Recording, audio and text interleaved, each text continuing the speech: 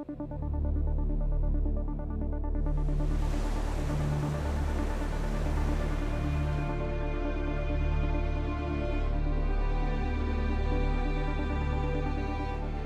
was in my office and all of a sudden the building started to rumble and I was saying, something's going on. My name is Hoyt Fields. I'm the museum director here at Hearst San Simeon State Historical Monument, better known as Hearst Castle.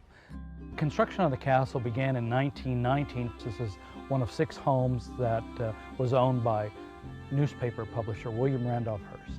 Julia Morgan was the architect. Julia Morgan went through the earthquake in 1906 in San Francisco.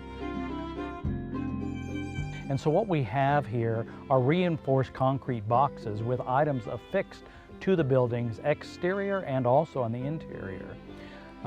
We did lose 12 artifacts during the earthquake in 2003, but there was no structural damage whatsoever. So we have a 1919 construction and not one bit of earthquake damage. Julia Morgan was ahead of her time. Since there were not problems with the building structure itself, we needed to look closer at mitigating issues like the 12 items, the artifacts that were damaged during the earthquake.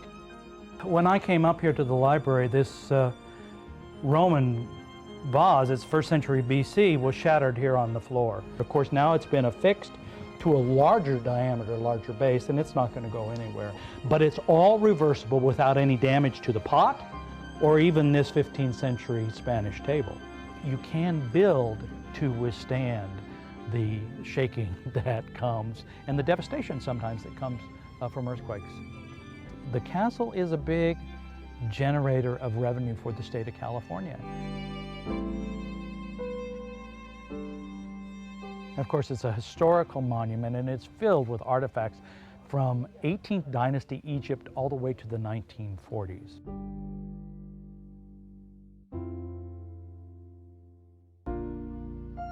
It is an icon. It is one of America's castles.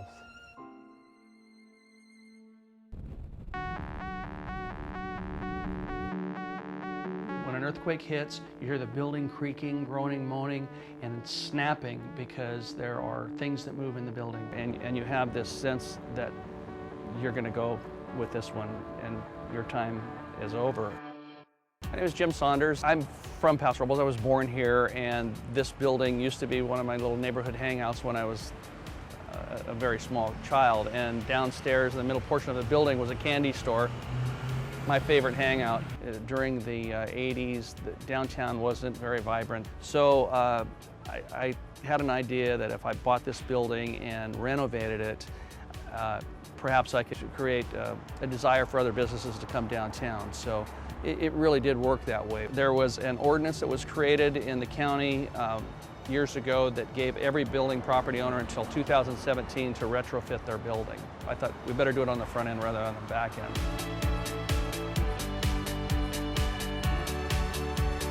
A seismic retrofit, a structural retrofit of the building was to bring it up to current code so that it is structurally sound in the event of an earthquake. We're in the highest earthquake zone in the state. We essentially stiffened the building so that it would ride out an earthquake. And so in an effort to do that, we put garter belts on it, if you will, from the inside out. We put what are called ledger beams in, new trusses, new I-beams across the floors to hold walls up, 2nd floor, 3rd floor, reinforced the 100-year-old trusses that were there, sister trussed those trusses, seismically tied those trusses to the outside walls, to the parapet walls, epoxied new connections in to hold those trusses in place. New roof structure held the new air conditioning systems down, reattached the facade, new windows, new elevator shaft, to name a few things. We bought the property at a very good value so we could afford to put a lot of money into it. About 6 months after, coincidentally after we finished our seismic retrofit for earthquake preparedness, there was a 6.5 magnitude earthquake, and it tested the integrity of our building more so than I ever dreamed it would be tested. I knew that the building was going to hold up. I felt good about it. About 20 feet away from our building, across the alley, our neighboring property owner's building came to the ground and 2 people lost their lives. And it's devastating. A young girl and a middle-aged woman, totally innocent, just feared for their lives, ran outside, and that's when the facade of the building and the roof had fallen in and caved in over the top of them. It's very difficult to relate to. It was a very emotional day. There's no question in my mind, subsequent to the earthquake, that our seismic retrofit absolutely saved lives, and I was very glad that I did it. It definitely paid off.